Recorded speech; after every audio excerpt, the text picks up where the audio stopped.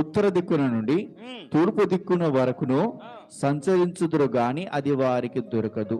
చూసారా, అప్పుడు వాక్యం కావాలని తిరుగుతారంట. ఈవెన్ వేరే దేశాలకు కూడా పోతారంట నాకు వాక్యం కావాలని. ఎందుకంటే ఆ వాక్యం దొరకట్లేదు, ఆ జీవవాక్యం దొరకట్లేదు.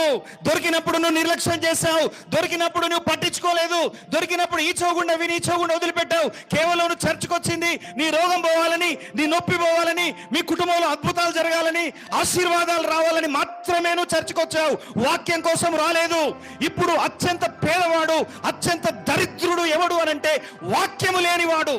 నువ్వు తినడానికి మంచి మంచి బాస్మతి బియ్యంతో నువ్వు తింటున్నావు కావచ్చు, రోజు మటన్, చికెన్, రకరకాల పంచభక్ష పరమాన్నాలతో తింటున్నావు కావచ్చు, కానీ వాక్యము గనక నీలో లేకపోతే నీలాంటి దరిద్రుడు ఈ భూమి మీదనే లేడు. ఇది భుజించాలి.